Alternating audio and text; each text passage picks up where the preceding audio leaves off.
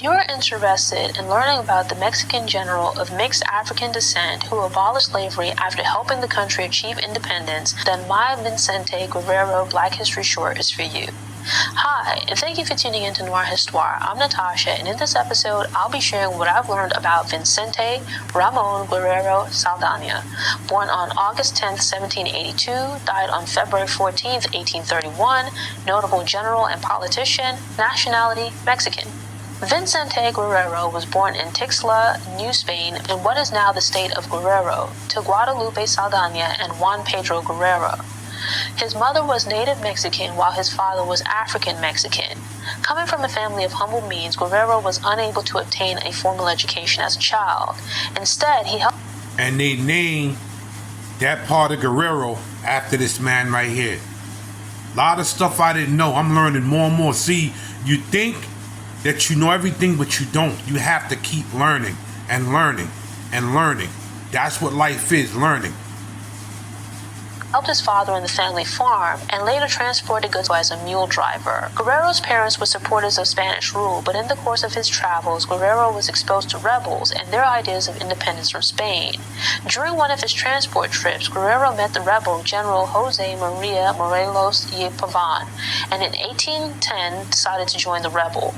As a member of the rebel military, Guerrero was an active participant in several battles, fighting under the leadership of Morelos and Hermenegildo Galeana. When Morelos was executed by the Spanish, Guerrero took command of the rebel army. The rebels had lost some of their vigor and resources when Morelos died, as a substantial portion of the army had been defeated. But despite those setbacks and his father's appeals on behalf of the Spanish for Guerrero to surrender, he continued the fight. Utilizing guerrilla tactics, Guerrero was able to win battles in some cities, replenishing resources and morale along the way. The rebels suffered losses, but over the years also inflicted serious damage on the Spanish. In 1821, the commander of the Spanish military, General Agustin de Iturbide, proposed an end to the war. The two formerly warring factions met, and Iturbide ended up... I'm going to stop it right there for a minute. Again, they never taught this in school.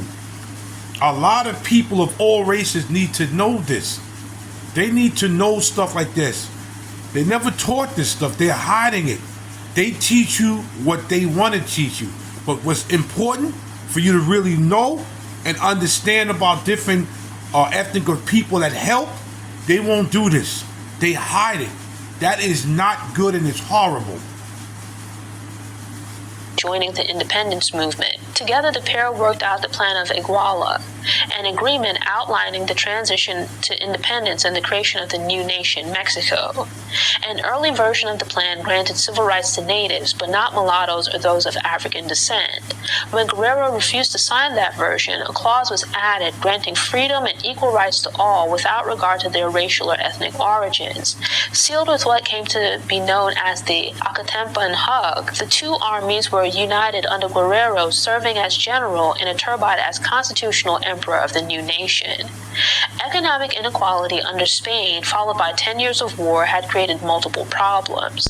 Thus, the early days of establishing Mexico were plagued by political and economic instability. Iturbide planned to structure Mexico as an empire with him at the top, but did not have the vision or skills to deal with the new nation's issues as it adjusted to independence, especially with regards to the needs of the poor. This put him at odds with Guerrero and other generals and politicians, which led to him being forced out of office after a mere 10 months. It would set a bad precedent. A three-person executive tribunal, of which Guerrero was a member, governed the country until a new constitution was finalized. Elections were held in 1824, and a general, Guadalupe Victoria, became the first president, serving until his term ended in 1829. In the second election, Manuel Gomez Pedraza, a conservative, was declared the winner in the close election when he campaigned against Guerrero, the liberal candidate. Not finding the election results to their liking, Guerrero's supporters forced Gomez out of office, and Guerrero became president with the third-place candidate, Anastasio Bustamante, becoming his vice president. While Guerrero was in office, the Spanish launched an attack aimed at recolonizing Mexico. Guerrero successfully repelled the attack, but depleted the country's financial reserves to do so, much to the chagrin of the wealthy class. He had also been granted dictatorial powers for use during the siege, which he refused to return once the threat was neutralized. He implemented various programs aimed at helping the poor and working class, which comprised much of the nation's population. This included free public schools, land reforms, and Mexicans buying products produced in Mexico. On September 16, 1829, Guerrero introduced a major policy that abolished slavery in Mexico, excluding a specific area in its southern region. While aligned with his push against racial and economic oppression, this decree was not welcomed by the wealthy or those who were involved in the slave trade.